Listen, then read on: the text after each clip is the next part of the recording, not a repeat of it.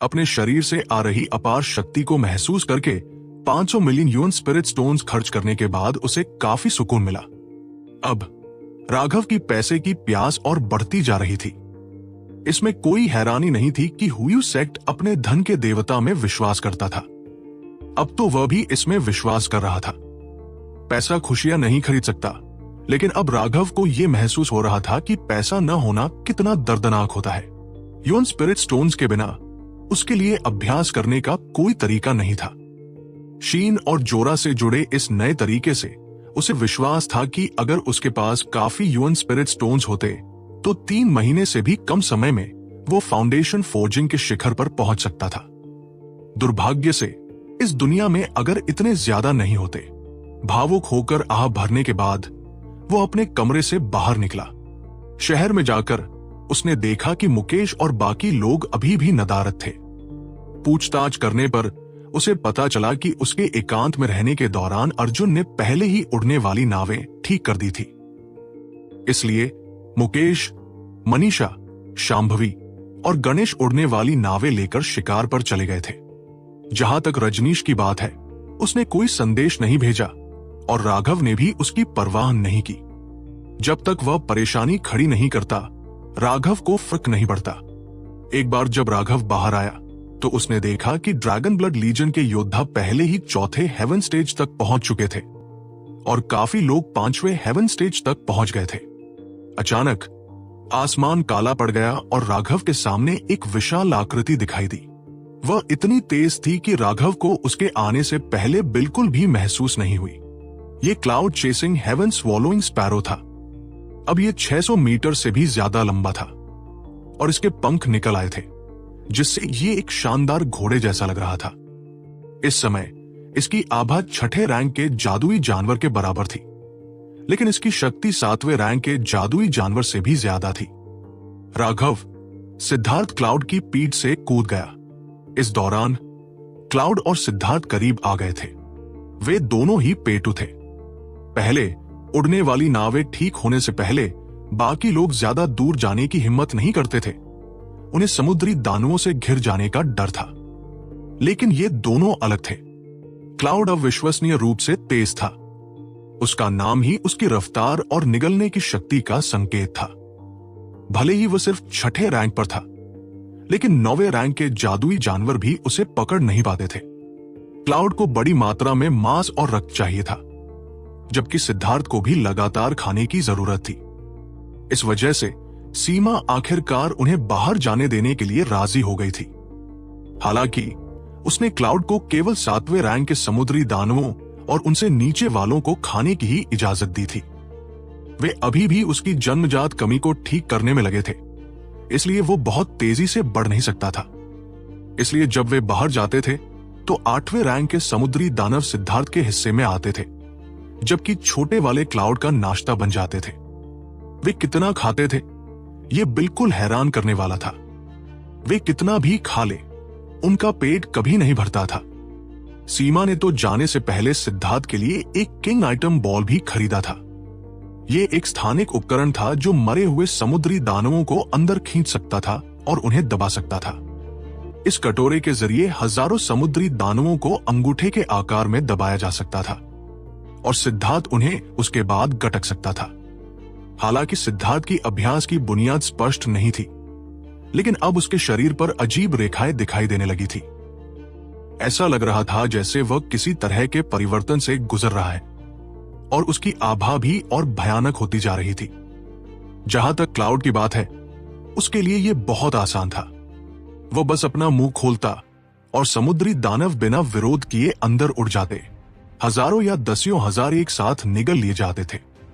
यही उसकी जन्मजात निगलने की क्षमता थी।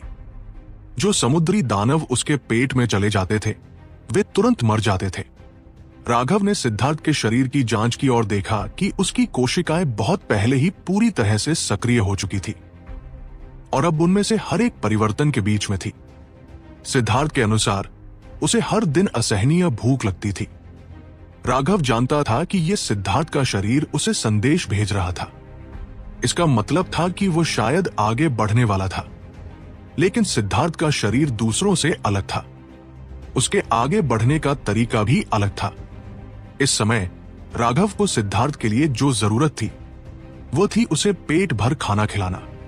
राघव, आसपास 9वें रैंक के समुद्री दानव काफी नहीं है, मेरा पेट नहीं भर पा रहा है। सिद्धार्थ ने दुखी होकर अपना सिर रगड़ा। 8वें रैंक के समुद्री दानव उसे बिल्कुल भी भर नहीं पाते थे और वो लगातार दर्दनाक भूख की स्थिति में था। ठीक है, सबको इकट्ठा करो, हम भी शिकार पर जाएंगे। राघव ने सिद्धार्थ को आराम देते हुए थपथपाया।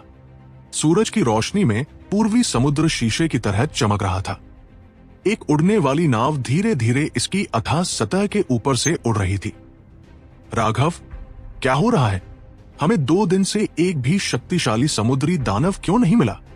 सीमा ने धीरे से हवा से उड़कर चेहरे पर आई अपनी बालों की लटों को हटाया। राघव का चेहरा थोड़ा गंभीर था। शायद ये तूफान से पहले की शांति है। इसका मतलब है कि एक बड़ी दानव लहर आने वाली है। पिछले रिकॉर्ड के अनुसार जब भी दानव लहर शुरू होती है, समुद्री दानव एक शांत अवस्था में चले जाते हैं, मानो वे अपनी ताकत इकट्ठा कर रहे हों। इतनी देर उड़ने के बाद वे लगभग गहरे समुद्र के किनारे तक पहुंच चुके थे। तर्क के हिसाब से इस शांति के बावजूद भी यहां समुद्री दानवों को होना चाहिए था, मगर यहां की शांति डरावनी थी। बॉस, यह दानव लहर आती ही क्यों है? मुझे अब भी समझ नहीं आया। इस समय पर होने वाले हमले का क्या मकसद है? मनोज ने पूछा। राघव ने समझाया, सीधे शब्दों में कहे तो ये कमजोरों को छांटने का एक तरीका है। मार्शल हेवन सी रिंग पर समुद्री दानवों का कब्जा है और समुद्र की गहराई में उन्हें कोई चुनौती देने की हिम्मत नहीं करता। महाद्वीप के बड़े से बड़े विशेषज्ञ भी उनसे डरते हैं। जिन समुद्री दानवों को हम मार रहे हैं वे बस समुद्री दानव जाति के निचले सदस्य हैं। उनका रक्त शुद्ध नहीं है और 9वीं रैंक उनकी सीमा है। केवल वे समुद्री दानव जो 10वीं रैंक और उससे ऊपर पहुंच सकते हैं, वही समुद्री दानव जाति के असली सदस्य हैं। जो मेरे साथ सेंट्रल प्लेन्स आए थे, उन्हें याद होगा कि रास्ते में हमें एक 10वीं रैंक का समुद्री दानव मिला था। वे ही मार्शल हेवन सी रिंग के असली नेता है। महाद्वीप की तरह समुद्र भी खेती की एक भूमि है, लेकिन समुद्री दानव बहुत ज्यादा है और जब उनकी संख्या एक निश्चित स्तर तक पहुंच जाती है तो ये शुद्ध रक्त वाले समुद्री दानवों की खेती को भी प्रभावित करता है। दानव लहर समुद्री दानवों के नेताओं द्वारा पैदा की जाती है, जो संख्या कम होते देखना चाहते हैं, राघव ने बताया। यह रहस्य वास्तव में कुछ ही लोग जानते थे। एल्डर मास्टर ने उन्हें इसलिए बताया था ताकि वह तैयार रहें। हे भगवान, वे समुद्री दानवों की इतनी विशाल सेना को नियंत्रित कर सकते हैं, तो क्या वे इंसानी कृषकों को आसानी से खत्म नहीं कर सकते? मनोज चिल्लाया। बात इतनी बढ़ी चढ़ी नहीं है। आखिरकार वे अभी भी जानवर हैं। उन्हें कीमिया, गढ़ाई, फॉर्मेशन जैसी चीजें नहीं आती। एक बार जब वे जमीन पर आते हैं तो विशेषज्ञ उन्हें मार ही डालेंगे। वे केवल समुद्र में ही तबाही मचा सकते हैं। वे दानव लहर इसलिए पैदा करते हैं ताकि समुद्री दानवों की संख्या दबी रहे। ये इस संतुलन के माध्यम से ही संभव होता है कि समुद्री दानवों की संख्या इतनी कम रहे कि समुद्र में आध्यात्मिक शक्ति पतली न हो जाए। इससे समुद्री दानव जाति के असली विशेषज्ञों पर असर पड़ेगा। यही वजह है कि वे दानव लहर शुरू होने से पहले हमेशा कुछ संकेत देते हैं ताकि इंसान तैयारी कर सके। यह बस योग्यतम की उत्तरजीविता का खेल है। ये इंसानों या समुद्री दानवों के लिए बुरी बात नहीं है। समुद्री दानव जाति इंसानी कृषकों का इस्तेमाल अपने कमजोर सदस्यों को खत्म करने के लिए कर रही है। वहीं इंसानी कृषक इस युद्ध के मैदान का इस्तेमाल अपने शिष्यों को मजबूत करने के साथ साथ निदान जमा करने के लिए करते हैं। यही वजह भी है कि मार्शल हेवन अलायंस किंग विशेषज्ञों को समुद्र में शिकार करने से मना करता है। उन्हें डर है कि वे समुद्री दानवों के कुछ शुद्ध रक्त वाले वंशजों को मार सकते हैं। इससे समुद्री दानव जाति के असली नेता बाहर आ जाएंगे और तब एक बड़ी लड़ाई निश्चित रूप से भड़क उठेगी। राघव ने समझाते हुए कुछ औषधीय पाउडर समुद्र में बिखेरे, जिन्हें उन्होंने पहले से ही परिष्कृत कर लिया था। इन पाउडर में सीमा के कुछ जादुई जानवरों के खून भी थे। समुद्री दानव जादुई जानवरों के खून के प्रति बहुत संवेदनशील थे। राघव के पाउडर से उनकी गंध कई गुना बढ़ गई थी। बस एक अगरबत्ती जितने समय में समुद्र उछलने लगा और अनगिनत विशाल आकृतियां दौड़ती हुई आई। 9वीं रैंक के समुद्री दानव सिद्धार्थ खुशी से सबसे पहले बाहर दौड़ा। उसने सीधे अपना बारबेरियन ब्लड ब्रॉन्ज बॉडी बुलाया और अपने डंडे को घुमाया। पहले राक्षस मछली के सिर को टुकड़ों में उड़ा दिया। उसी समय उसके हाथ में एक कटोरे से प्रकाश की किरण निकली, जिसने राक्षस मछली को अंदर खींच लिया। सिद्धार्थ ने उसे सीधे निगल लिया। बाकी लोगों को यह आश्चर्यजनक और मजेदार लगा। सिद्धार्थ सच में भूख की वजह से इतनी जल्दी में था। वे सभी समुद्री दानवों को मारने के लिए बाहर निकल पड़े। 8वीं रैंक के समुद्री दानव अब उनके लिए उपयोगी नहीं थे, लेकिन 9वीं रैंक के समुद्री दानव खजाना थे। उनके शव पैसे में बेचे जा सकते थे और उनके निदान असाधारण रूप से कीमती थे। राघव के चारे से और ज्यादा 9वीं रैंक के समुद्री दानव खिंचे चले आ रहे थे। अब जब ड्रैगन ब्लड लीजन के सभी लोग फाउंडेशन फोर्जिंग में उन्नत हो गए थे, तो इन 9वीं रैंक के समुद्री दानवों को मारना बिल्कुल भी मुश्किल नहीं था। समुद्र जल्दी ही समुद्री दानवों के खून से लाल हो गया। उस खून की गंध ने और समुद्री दानवों को खींच लिया और विशाल लहरें उठने लगी। राघव ने उड़ने वाली नाव को युद्ध के मैदान के ऊपर तैरने दिया। उन्होंने नीचे चल रही जोरदार लड़ाई को देखा। सिद्धार्थ मार रहा था और एक एक करके उन्हें खा रहा था। बस थोड़ी देर में उसने दर्जनों को मार डाला, लेकिन फिर भी उसका पेट नहीं भरा। राघव, तुम क्या सोच रहे हो? राघव को विचार में डूबा हुआ देखकर सीमा उनके पास आई। राघव ने कहा, क्या तुमने ध्यान दिया है? इन 9वीं रैंक के समुद्री दानवों का खून, उसके अंदर की ऊर्जा समुद्र में तेजी से गायब हो रही है। सीमा ने मजाकिया मुस्कान के साथ कहा, क्या यह जाहिर नहीं? जब खून समुद्र में जाता है तो समुद्र उसे सोख लेता है। राघव ने सिर हिलाया। मैं उस बारे में बात नहीं कर रहा था। मैं सोच रहा हूं, समुद्री दानव इंसानों के हाथों का इस्तेमाल करके अपने कमजोर सदस्यों को खत्म कर रहे हैं। तो क्या हमारा खेती की दुनिया भी वैसी ही है? क्या हमें भी आगे धकेलने वाला कोई बड़ा हाथ है? सीमा ने कहा, मैंने इस बारे में नहीं सोचा। उन्हें अचानक ये स्थिति कभी ध्यान में नहीं आई थी। राघव इस संभावना पर विचार कर रहे थे। इमेमोरियल पाथवे में वो ईस्टर्न वेस्टलैंड बेल के साथ उसकी गहराई तक गए थे। वहां उन्होंने एक विशाल खोपड़ी वाली वेदी देखी थी।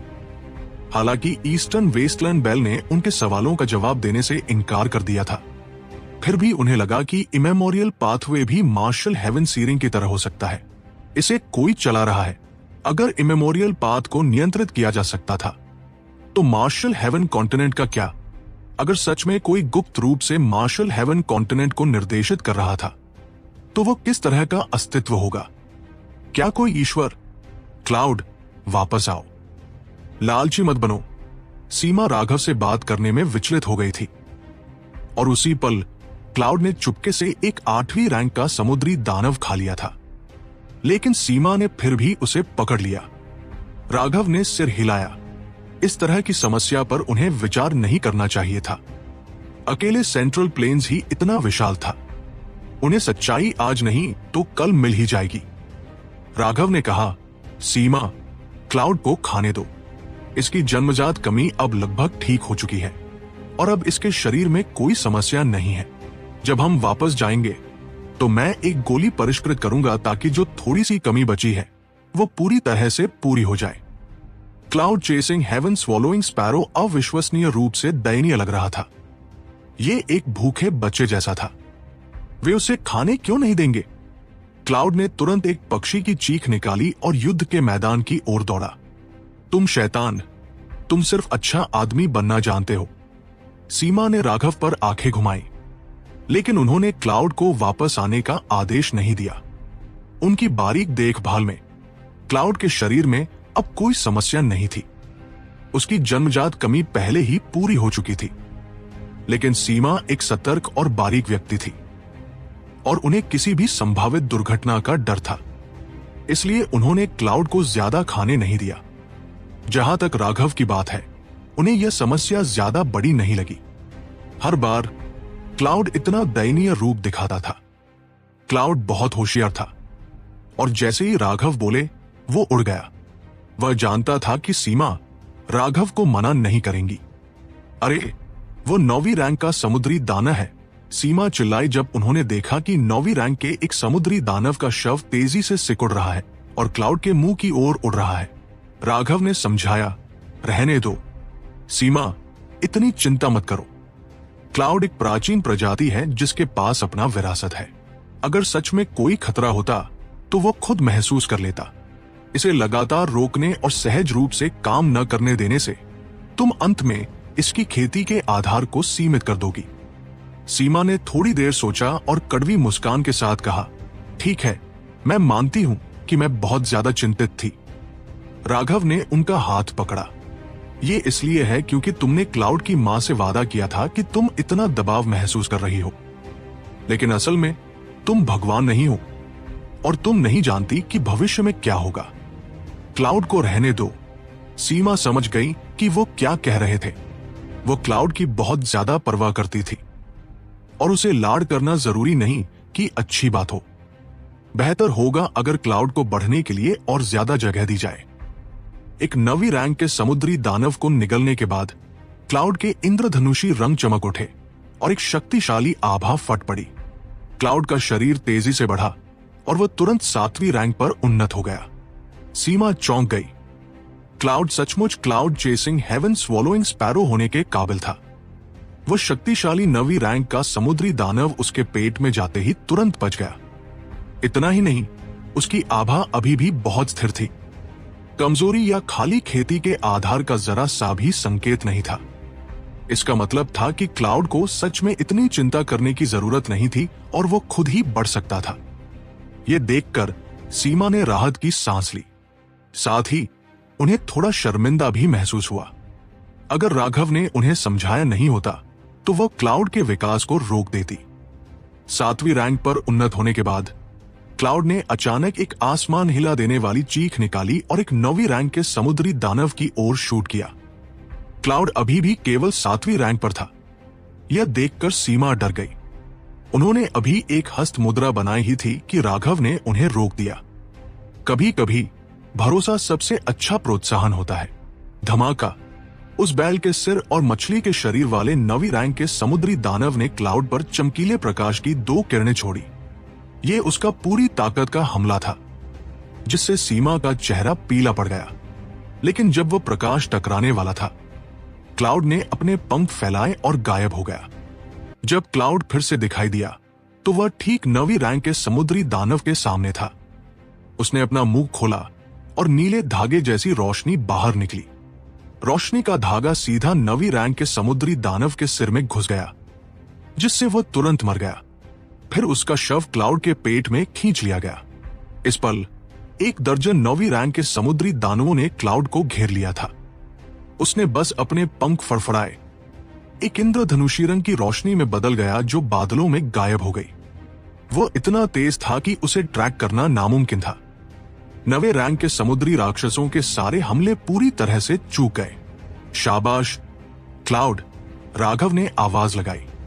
बादलों के ऊपर से एक पक्षी का चिल्लाना गूंजा, जैसे राघव के हौसले के जवाब में हो।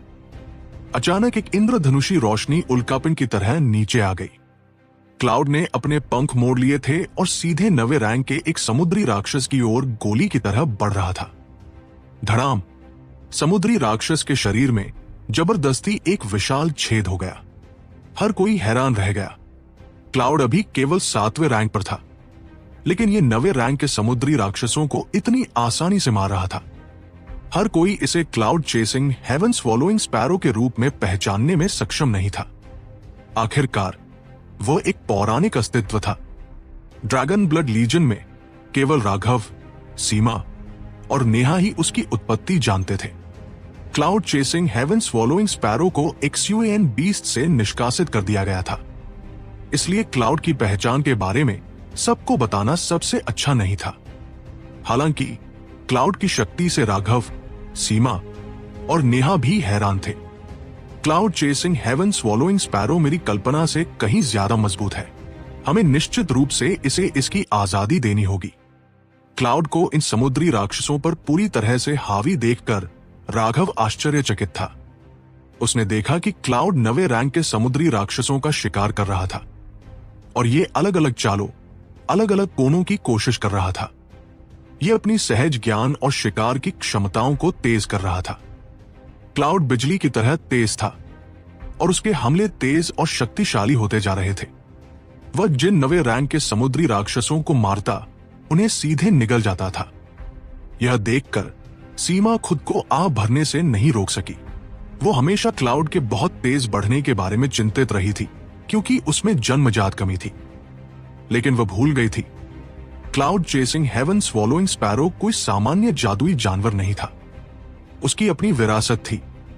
उसने पहले ही उसकी लगभग सभी जन्मजात कमी को पूरा करने में मदद की थी। जो थोड़ा बहुत बाकी रह गया था उसे क्लाउड स्वाभाविक रूप से पूरा कर सकता था। अब जब क्लाउड 7वें रैंक पर पहुंच गया था तो उसके मुख्य रून्स सक्रिय हो गए थे और वह अपनी कमी को पूरा करने के लिए पागलों की तरह मांस अवशोषित कर रहा था। यह उससे भी ज्यादा प्रभावी था जब सीमा उसके लिए विशेष दवा की गोलियां तैयार करती थी। इसलिए सीमा खुद को शर्मिंदा महसूस करने से नहीं रोक सकी।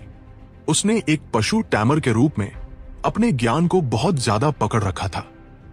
भले ही राघव पशु टैमर नहीं था और वह जादुई जानवरों की आदतों के बारे में ज्यादा नहीं जानता था, फिर भी उसने उससे ज्यादा देखा। क्लाउड की बात अलग है, लेकिन सिद्धार्थ वास्तव में एक राक्षस है। वो इतना कुछ कैसे खा सकता है कि उसका पेट न फटे? नेहा ने सिद्धार्थ को हैरानी से देखा। कई घंटे बीत चुके थे। दूसरे लोग नवे रैंक के समुद्री राक्षसों के शवों को सीधे दूर रखते थे ताकि अंकों के लिए बदला जा सके, लेकिन सिद्धार्थ एक को मारता और एक को खाता था। दूसरों ने इस दौरान कुछ 100 नवे रैंक के समुद्री राक्षसों को इकट्ठा किया था, लेकिन सिद्धार्थ की गति शायद उनसे 10 गुना थी। इतना कुछ खाने के बाद भी वो अभी भी भूखा था।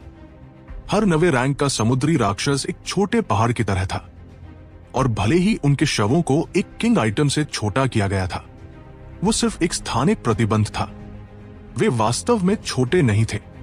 एक बार जब वे उसके पेट में प्रवेश करते थे तो वे अपने मूल आकार में वापस आ जाते थे। किसी ने भी नवे रैंक के समुद्री राक्षस को इस तरह खाने की कोशिश करने की हिम्मत नहीं की। इससे उनका शरीर फट जाता, लेकिन सिद्धार्थ बिना रुके उन्हें खाता जा रहा था।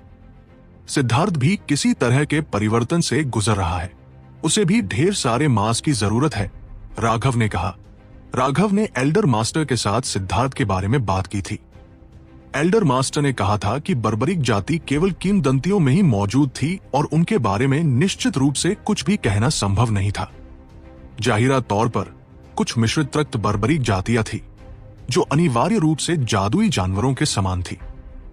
अपने भयंकर स्वभाव के कारण वे पूरे कल्टिवेशन जगत के दुश्मन बन गए थे और अमर युग में ही उन्हें खत्म कर दिया गया था। उसके बाद राघव ने सिद्धार्थ के बारे में चुप रहना ही बेहतर समझा। वह बर्बरिक जाति के बारे में बहुत कम जानता था। सिद्धार्थ की स्थिति को जितना संभव हो सके छिपाकर रखना सबसे अच्छा था। सिद्धार्थ आगे बढ़ना शुरू कर रहा था। चूंकि वह आगे बढ़ने के लिए मांस के भीतर की ऊर्जा पर निर्भर था, इसलिए उसका कल्टीवेशन मार्ग बाकी सबसे अलग था। कोई नहीं जानता था कि उसकी सीमा क्या थी, लेकिन 1000 नवे रैंक के समुद्री राक्षसों को खाने के बाद भी उसके चेहरे पर अभी भी कोई बदलाव नहीं आया था और यह थोड़ा डरावना था। सिद्धार्थ का पेट एक अथाह गड्ढे की तरह था। सिद्धार्थ से क्लाउड की ओर देखते हुए राघव कड़वाहट से मुस्कुराया। ऐसा लगता था कि समुद्री राक्षसों के शवों को बेचकर अमीर बनने की कोशिश पूरी नहीं होने वाली थी। जैसे ही क्लाउड एक को हराकर खाता, वो अगले की ओर बढ़ जाता। उसका शरीर धीरे धीरे बढ़ रहा था जैसे जैसे वो ज्यादा खाता गया और उसके रून सक्रिय होने लगे, खाए गए भोजन से अशुद्धियों को बाहर निकालते हुए और केवल सार को रखते हुए। यह निश्चित रूप से आगे बढ़ने का एक भयानक तरीका था। वो लगातार खा रहा था और लड़ाई में मजबूत हो रहा था और ये एक तरह का त्रुटिहीन उत्थान था। राघव बस ड्रैगन ब्लड लीजन को लड़ते हुए देखता रहा। उसने उड़न नाव को तैयार रखा ताकि अगर उन्हें 10वें रैंक का कोई समुद्री राक्षस मिल जाए तो। हालांकि उसने सुना था कि जब राक्षसों का सैलाब उमड़ रहा होता है तो 10वें रैंक के समुद्री राक्षस दिखाई नहीं देंगे। कौन कुछ भी गारंटी दे सकता है? सावधान रहना बेहतर था। 3 दिनों तक लड़ने के बाद ड्रैगन ब्लड लीजन भी थकने लगी थी। इसके अलावा इस नॉनस्टॉप तीव्र लड़ाई के कारण काफी लोग इतने थक गए थे कि वे लड़ाई में घायल हो गए, लेकिन उपस्थित चिकित्सा शिष्यों के साथ सब कुछ अभी भी ठीक था। राघव ने अभी तक पीछे हटने का आदेश नहीं दिया था। सीमा और नेहा को भी लड़ने की इच्छा हुई, लेकिन राघव ने उन्हें रोक दिया। इच्छा शक्ति के विरुद्ध लड़ाई भी महत्वपूर्ण थी। वे जितने ज्यादा थकेंगे और उनकी इच्छा शक्ति जितनी ज्यादा ढीली पड़ेगी, उतनी ही आसानी से दुर्घटनाएं होंगी। लेकिन यह उन्हें और ज्यादा परिश्रम भी कराएगा। जब नवे रैंक के समुद्री राक्षसों का सैलाब उन पर हमला करना बंद कर दिया, तो सभी योद्धाओं ने राहत की सांस ली। वे थके हुए उड़न नाव पर बैठ गए। जहां तक ड्रैगन मार्क योद्धाओं की बात है, तो वे सीधे सो गए, महसूस करते हुए कि उनका शरीर खाली है। केवल सिद्धार्थ और क्लाउड ही अभी भी ऊर्जा से भरे हुए थे। सिद्धार्थ की कांस्य त्वचा पर कुछ हल्के रून्स चमक रहे थे और उसका आभा अभी भी बढ़ रहा था। यह ऐसा था जैसे उसके शरीर के भीतर एक सोया हुआ ड्रैगन जागने वाला हो। जहां तक क्लाउड की बात है, वो बस एक दिन पहले ही 8वें रैंक पर पहुंच गया था। इस तरह की गति बिल्कुल चौंकाने वाली थी। राघव ने तुरंत क्लाउड को और खाने से रोक दिया, क्योंकि उसका आभा बदलना शुरू हो गया था। यह इस बात का संकेत था कि उसका दायरा अस्थिर हो रहा था। वो खाता नहीं रह सकता था। उसने व्यक्तिगत रूप से कुछ औषधीय गोलियां बनाई ताकि उसके दायरे को स्थिर किया जा सके। वो अब राशन के लिए समुद्री राक्षसों को मार सकता था, लेकिन उन्हें तुरंत खा नहीं सकता था। अब सबने देखा कि क्लाउड कितना भयानक हो सकता है। उसने बस अपने पंख फैलाए और उसके रून्स जगमगा उठे। लाखों रोशनी की किरणें बाहर निकलकर नवे रैंक के समुद्री राक्षसों का संहार कर रही थी। फिर उसने अपना मुंह खोला और रोशनी की एक हरी रेखा बाहर निकली, समुद्री राक्षसों को उड़ाते हुए। वो रोशनी केवल एक बार ही चमकी, क्योंकि अगर इसे 2 बार इस्तेमाल किया गया तो कोई राशन नहीं बचेगा। यहां तक कि राघव और सीमा, जिन्होंने व्यक्तिगत रूप से 10वें रैंक के Cloud chasing haven swallowing Sparrow को देखा था, वे भी क्लाउड की क्षमताओं से हैरान थे। 8वें रैंक पर ही उसके पास इतनी भयानक क्षमताओं थी। इस तरह की शक्ति उनकी समझ से परे थी। भले ही सीमा अपने सभी 9वें रैंक के समुद्री राक्षसों को बुला लेती, वे जरूरी नहीं कि क्लाउड को हरा पाते। बहुत संभव है कि वे सभी उसके द्वारा मारे जाते, क्योंकि वह न केवल शक्तिशाली था, बल्कि अविश्वसनीय रूप से तेज भी था। उसके सामने भागने की चाहत बस एक मजाक थी। उन्होंने इस बार वास्तव में बड़ी संख्या में 9वें रैंक के समुद्री राक्षसों को मारा था। लाखों शवों ने उनकी स्थानिक अंगूठियां भर दी थी और उन्हें रखने के लिए कहीं और जगह नहीं थी। राघव ने बचे हुए हिस्सों को, जो कोई नहीं रख पाया था, उन्हें प्राइमल केओस स्पेस की काली मिट्टी में फेंक दिया। आयरन स्प्रूस ओक तेजी से बढ़े और जल्द ही अपनी चरम सीमा तक पहुंच जाएंगे। प्राइमल केओस स्पेस अब जीवन से भरा था, जिससे राघव को आत्मविश्वास मिला।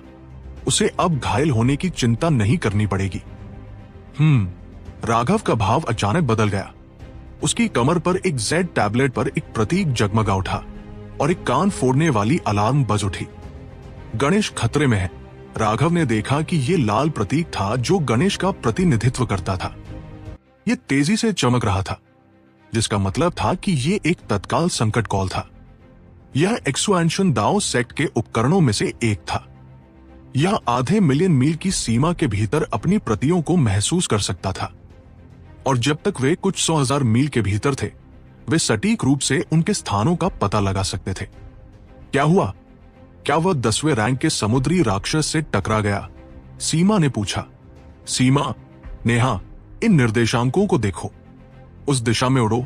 राघव फिर क्लाउड की पीठ पर कूद गया और कहा, क्लाउड, अपनी सबसे तेज गति का उपयोग करो।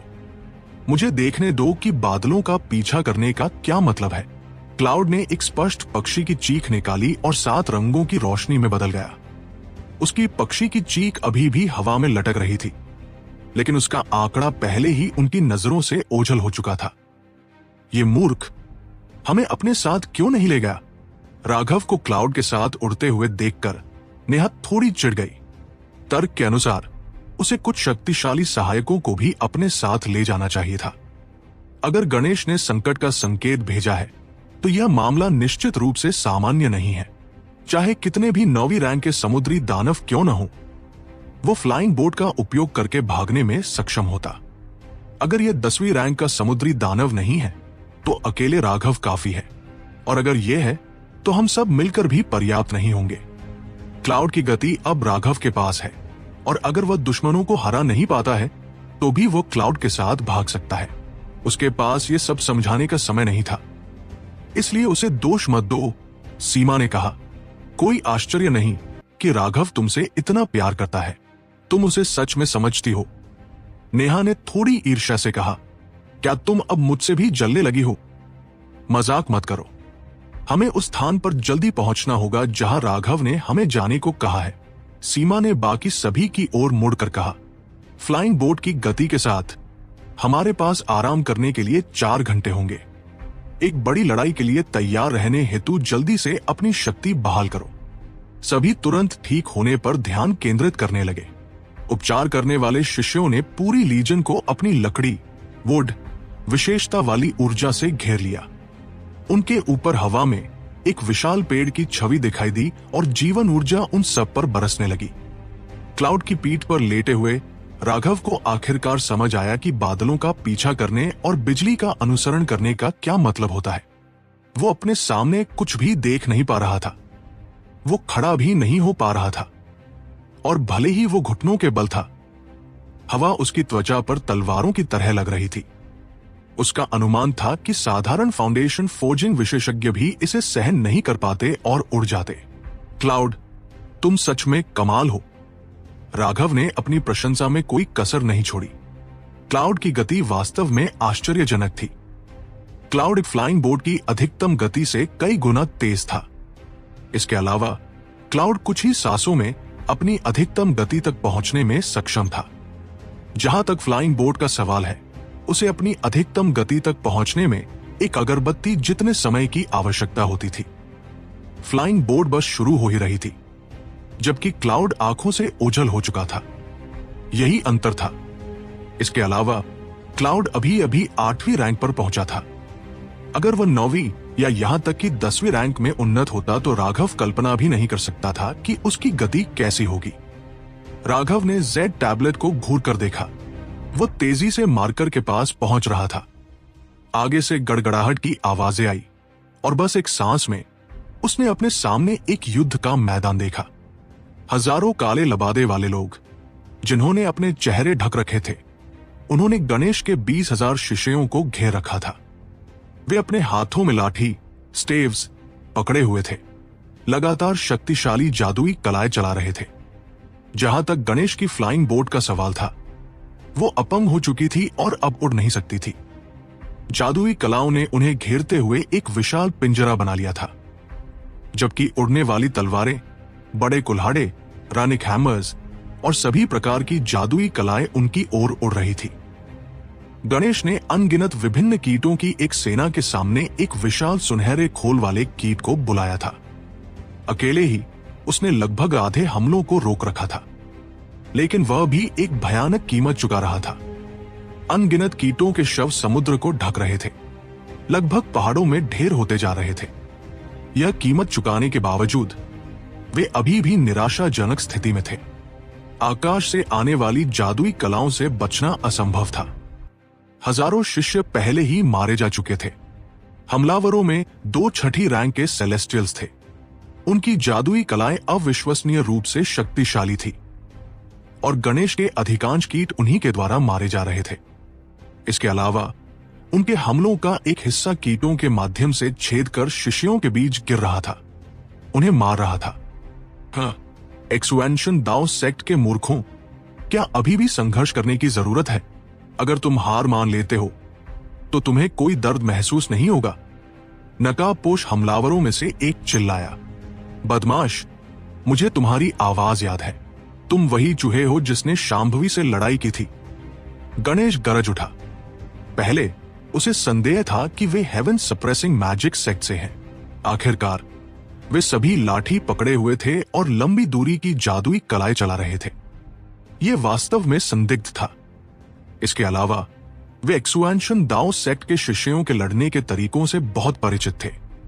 जैसे ही वे पहुंचे थे, उन्होंने उन्हें एक निष्क्रिय स्थिति में मजबूर कर दिया था। हालांकि जब एक्सुएंशन दाओ सेक्ट के शिष्यों ने उनसे पूछा कि वे कौन हैं, तो उन्होंने कुछ भी कहने से मना कर दिया। अब यह व्यक्ति खुद से खुश था और उसने अपना मुंह खोला और गणेश ने उसे तुरंत पहचान लिया। ऐसा इसलिए था क्योंकि उसकी आवाज बहुत चिड़चिड़ी और भूलने में मुश्किल थी। उस व्यक्ति को तुरंत बोलने का पछतावा हुआ, इसलिए उसने अपना मुंह बंद कर लिया और हमला करने पर ध्यान केंद्रित किया। सब लोग ध्यान दो, एक को भी जिंदा मत छोड़ना, एक काले लबादे वाले छठी रैंक के सेलेस्टियल ने चिल्लाया। एक्सुएंशन दाओ सेक्ट के शिष्यों पर अधिक से अधिक हमले बरस रहे थे और गणेश की अभिव्यक्ति बदल गई। उसने अपने सबसे मजबूत रक्षात्मक कीटों को बुलाया था, लेकिन वे भी ऐसे भयानक हमलों को सहन करने में असमर्थ थे और एक एक करके मारे जा रहे थे। एक बार जब उसकी कीट सेना मारी जाएगी तो शिष्यों के लिए कोई सुरक्षा नहीं बचेगी, वे सब मारे जाएंगे। हेवन सप्रेसिंग मैजिक सेक्ट के शिष्य बहुत नीच थे।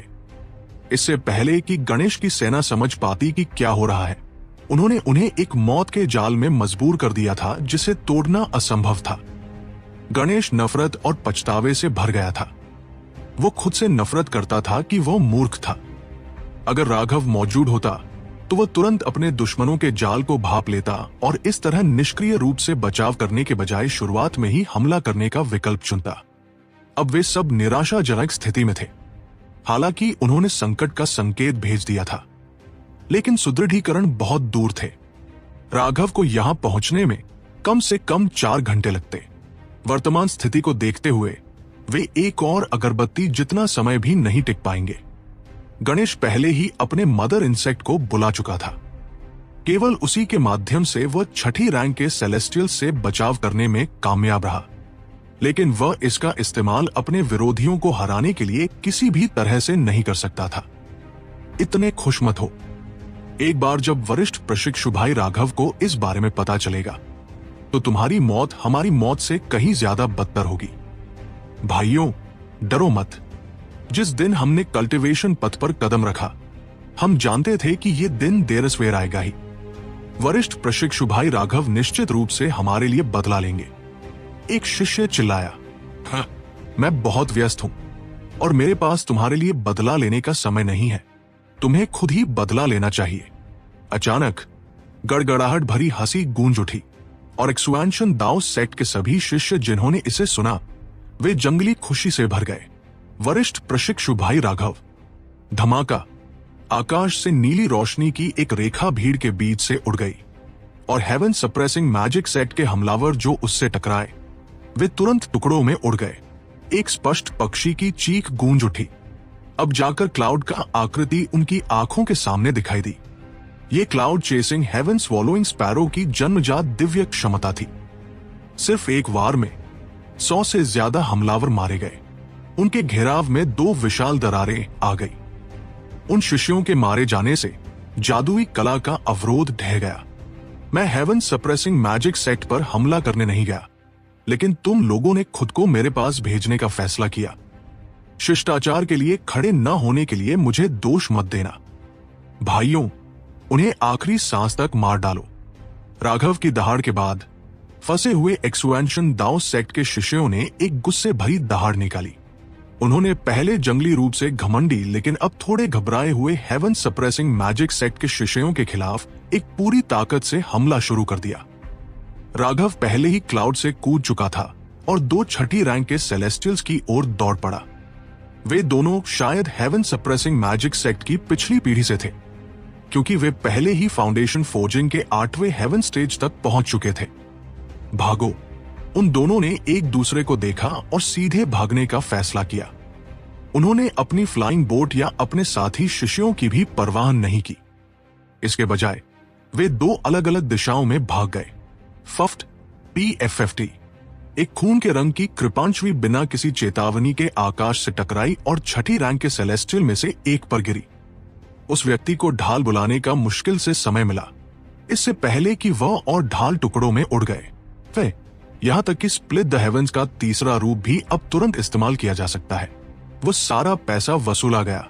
राघव खून के गुबार को देखकर भावनात्मक रूप से आह भरे बिना नहीं रह सका। अब वो आखिरकार उस स्तर तक पहुंच गया था जिसे चंद्रमोहन ने पूर्वी बंजर भूमि में प्रदर्शित किया था जब उसने स्प्लिट द हेवंस के तीसरे रूप का उपयोग किया था। उसके 27 एक्यूपंक्चर पॉइंट्स तुरंत जुड़ गए थे, जिससे वह बिना चेतावनी के तीसरा रूप चला सकता था। इसने उसके प्रतिद्वंदी को तैयार होने का कोई समय नहीं दिया, पूरी तरह से उसके सबसे शक्तिशाली जानलेवा वार के खिताब के लायक था। इससे पहले उसे तीसरा रूप इस्तेमाल करने के लिए पहले अपनी आभा से अपने प्रतिद्वंदी को जकड़ना पड़ता था, या जब तक वह चाल को पूरा करता तब तक उसका प्रतिद्वंदी अपने घर भाग चुका होता, और अगर वे जकड़े जाने पर नहीं भी भागते तो भी वे मुकाबला करने के लिए अपनी सबसे मजबूत चाल का उपयोग करते। एक तत्काल वार को इनमें से किसी की भी जरूरत नहीं थी। इसके अलावा अगर इसका इस्तेमाल तब किया जाता जब प्रतिद्वंदी भाग रहा हो तो वे कुछ भी नहीं कर पाते। राघव बस दूसरे छठी रैंक के सेलेस्टियल का पीछा करने ही वाला था जब क्लाउड हरकत में आ गया। वह छठी रैंक के सेलेस्टियल के सामने दिखाई दिया और एक पंजा बाहर निकाला। उस व्यक्ति ने भी एक ढाल बुलाई। वो अत्यंत चालाक था। इस ढाल पर कुछ विशेष रून्स थे और जब ये फटता तो ये उसके प्रतिद्वंदी के हमले की शक्ति के साथ मिलकर उसे गति में एक बड़ा बढ़ावा देता। इससे भागना बहुत आसान हो जाता। हालांकि उसने क्लाउड की शक्ति को गलत समझा था। उसका तेज पंजा रून्स के साथ चमका और आसानी से उसकी ढाल से गुजरकर उसके शरीर पर वार किया। कोई संदेह नहीं था, क्लाउड को अपना पंजा कसने की भी जरूरत नहीं पड़ी। वो व्यक्ति तुरंत टुकड़ों में उड़ गया। ये किस तरह का हमला है? ये तो जादुई कलाओं की रक्षादी वारों से भी बच सकता है। राघव ने क्लाउड का हमला साफ साफ देखा। अगर उसका हमला केवल रक्षादी वारों को ही तोड़ता तो वह एक बात थी। आखिरकार वो एक cloud chasing haven swallowing sparrow थी। लेकिन जब क्लाउड का पंजा ढाल तक पहुंचा तो ऐसा लगा जैसे किसी रहस्यमय ऊर्जा ने उसे ढाल के आर पार होकर रैंक 6 सेलेस्टियल के शरीर पर वार करने की अनुमति दी हो। हेवन सप्रेसिंग मैजिक सेट के शिष्यों के पास शक्तिशाली जादुई कलाएं थी, लेकिन उनके शारीरिक शरीर बहुत कमजोर थे। ये उनकी एक घातक कमजोरी थी और इसलिए ये रैंक 6 सेलेस्टियल तुरंत मारा गया। राघव के पास इस पर विचार करने का समय नहीं था। एक पल के सदमे के बाद वो गति में आ गया और घबराकर हर दिशा में भाग रहे हेवन सप्रेसिंग मैजिक सेट के शिष्यों पर हमला बोल दिया। राघव के आगमन ने पल भर में ज्वार को पलट दिया। दुश्मनों के 2 शीर्ष विशेषज्ञ तुरंत मारे गए थे और बचे हुए लोगों में लड़ाई जारी रखने की कोई इच्छा शक्ति नहीं थी। वे भाग गए, लेकिन क्लाउड की मौजूदगी में भागना व्यर्थ था। उसने अपने पंखों को फड़फड़ाया और वो एक इंद्रधनुषी रंग की रोशनी में बदल गई जो आगे पीछे होकर भागने वालों को मारती रही। रुक जाओ, हम हेवन सप्रेसिंग मैजिक सेक्ट के शिष्य हैं। अगर तुम हमें मारोगे तो हेवन सप्रेसिंग मैजिक सेक्ट तुम्हें नहीं छोड़ेगा। PPFT। उनमें से एक को एक्सुएंशन दाओ सेक्ट के एक शिष्य ने चीखने के बीच ही मार दिया। उस शिष्य ने कोसते हुए कहा, दूर हो जाओ, तुम हमें मार सकते हो पर हम तुम्हें नहीं मार सकते। क्लाउड ने दूसरों को भागने से रोका और राघव ने बचे हुए हर किसी को काट डाला। हेवन सप्रेसिंग मैजिक सेक्ट के शिष्य तेजी से गिरने लगे। वे कितने भी शक्तिशाली क्यों न हो, वे किसी भी तकनीक का इस्तेमाल क्यों न करें, राघव उन्हें अपनी तलवार के एक ही वार से मार देता। उनकी संख्या तेजी से घटकर बस 200 से थोड़ी ज्यादा रह गई। सच कहूं तो शुरुआत में भी वे ज्यादा नहीं थे। उन्होंने बस एक संयुक्त जादुई कला पर भरोसा किया था ताकि एक्सुएंशन दाओ सेक्ट के सभी शिष्यों को फंसा सके। शायद 1 पर 1 की लड़ाई में एक्सुएंशन दाओ सेक्ट के शिष्य अभी भी थोड़े कमजोर थे, लेकिन अब उनकी संख्या 10 गुना से ज्यादा थी। एक्सुएंशन दाओ सेक्ट के शिष्य घबराए हुए हेवन सप्रेसिंग मैजिक सेक्ट के शिष्यों का कत्लेआम कर रहे थे। राघव, क्या तुम इस शैतान को अभी भी पहचानते हो? लड़ाई जल्दी खत्म हो गई। हमलावरों में से सिर्फ एक को छोड़कर बाकी सभी मारे गए थे, जिसे गणेश ने जिंदा पकड़ा था। जैसे ही राघव ने उस व्यक्ति को देखा, उसने उसके चेहरे पर एक थप्पड़ मारा और सिर हिलाया। मैं इसे पहचानता हूं। हम इसे शांभवी के लिए छोड़ देंगे। मुझे यकीन है कि हेवन फीमेल अलायंस के पास उसे मौत से भी बदतर जिंदगी जीने पर मजबूर करने के कई तरीके होंगे। अगर हम इसे मार दें तो ये बर्बादी होगी, क्या तुम आत्म खोज करना चाहते हो? गणेश ने पूछा। एक आत्म खोज उन्हें यह जानने में मदद कर सकती थी कि हेवन सप्रेसिंग मैजिक सेक्ट ने अचानक एक्सपेंशन दाओ सेक्ट के शिष्यों पर हमला क्यों किया था। राघव ने सिर हिलाया। इस तरह का एक मुख्य शिष्य अपने पंथ की दिव्य वस्तु की सुरक्षा में होता है। ये एक्सपेंशन टावर ब्लेसिंग के समान है जो हमें शामिल होने पर मिली थी। दूसरे उनके रहस्यों को जानने के लिए आत्म खोज का उपयोग नहीं कर सकते हैं और जबरदस्ती करने से कुछ भी सीखे बिना वो मर जाएगा। समय अभी भी तेज चल रहा है, इसलिए मैं एक रास्ता चिन्हित करूंगा। अपने लोगों को ड्रैगन ब्लड लीजन से मिलने के लिए ले जाओ। मेरा अनुमान है कि तुम अकेले नहीं हो जिस पर हमला हो रहा है। मैं शांभवी के समूह से मिलने जा रहा हूं। जैसे ही राघव ने बात खत्म की, उसने क्लाउड को वापस बुलाया और वे दोनों रोशनी की एक किरण में गायब हो गए। राघव को जाते देख गणेश के चेहरे पर थोड़ा उदास भाव आ गया। जब लोगों का नेतृत्व करने की बात आई तो वह सिर्फ राघव की पीठ को ही घूर सकता था। वो एक सच्चा नेता है। गिल्ड हेड, राघव एक नेता है, लेकिन आप भी एक नेता है। आप दोनों हमारे दिलों में समान रूप से उत्कृष्ट हैं। आपने कई सालों से पाले हुए अपने इतने सारे पालतू जानवरों का बलिदान हमारे लिए किया और उन 2 रैंक 6 सेलेस्टियल्स को रोके रखने के लिए अपनी जान तक जोखिम में डाल दी। बस इतना ही काफी है कि हम हमेशा के लिए आपका पीछा करें। भले ही हमें फिर से चुनना पड़े, हम फिर भी आपका पीछा करेंगे। एक शिष्य चिल्लाया। अन्य शिष्य भी खड़े हो गए और सहमत हुए। गणेश एक दुर्लभ कीट साधक था और उसके पालतू जानवर उसकी जान की तरह थे, लेकिन अपने लोगों के नुकसान को कम करने के लिए उसने लगभग उन सभी को खो दिया था। फिर भी ऐसा करने से पहले उसने माथे पर शिकन तक नहीं डाली थी। उस बात ने उन सभी को छू लिया। अच्छे भाई, हमारे बीच ऐसी बातों की जरूरत नहीं है। चलो ड्रैगन ब्लड लीजन के साथ मिलने चलते हैं। उन सभी शिष्यों को जुनून से अपनी ओर देखते हुए देखकर गणेश भावुक हो गया। वो हमेशा से कुछ हद तक शांत व्यक्ति रहा था। उसने 10,000 इंसेक्ट गिल्ड की स्थापना केवल इसलिए की थी क्योंकि ये एक मुख्य शिष्य के रूप में उसके कर्तव्यों का हिस्सा था। इसके अलावा उसने कभी भी सर्वोच्चता के लिए लड़ने के जंगली विचार नहीं रखे थे।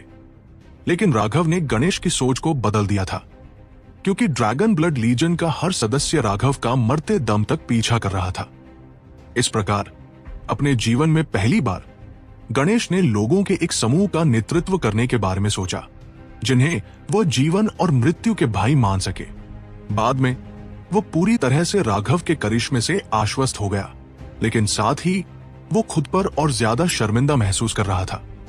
उसे लग रहा था कि वह एक सक्षम नेता नहीं है। हालांकि आज वो अपने सभी लोगों का विश्वास और समर्थन महसूस कर सकता था जो उन्होंने उसे दिया था। ठीक राघव की तरह उसके पास भी गर्मजोशी से भरे भाइयों का एक समूह था जो उसके प्रति वफादार थे। गणेश ने राघव द्वारा दिखाई गई दिशा के अनुसार उनका नेतृत्व करना शुरू कर दिया। जहां तक राघव की बात है, वो क्लाउड के साथ सीधे शांभवी के स्थान की ओर दौड़ रहा था। सौभाग्य से उनके बीच की दूरी ज्यादा नहीं थी। क्लाउड अपनी शीर्ष गति के साथ जल्दी से शांभवी के समूह तक पहुंच गया। तुम यहां क्या कर रहे हो? राघव, शांभवी उसे आया देखकर हैरान थी। मेरी ड्रैगन ब्लड लीजन में बहुत ज्यादा पुरुष है, जिससे जीवन बहुत उबाऊ हो रहा है, तुम समझती हो? राघव ने मजाक किया। राघव उनकी उड़ने वाली नाव पर कूद गया, जबकि क्लाउड को बादलों के ऊपर खुद को छिपाने के लिए छोड़ दिया। शायद वो बहुत जल्दी आया था, लेकिन यह किसी भी हाल में अच्छा था। शांभवी को पता नहीं था कि क्या हो रहा था, क्योंकि संकट संकेत केवल राघव की मास्टर जेड टैबलेट पर गया था। शांभवी अपनी जेड टैबलेट का उपयोग करके संकट कॉल भेजने में सक्षम थी, लेकिन वह इसे प्राप्त नहीं कर सकती थी। उनकी जेड टैबलेट केवल एक दूसरे के स्थानों को महसूस करने में सक्षम थी।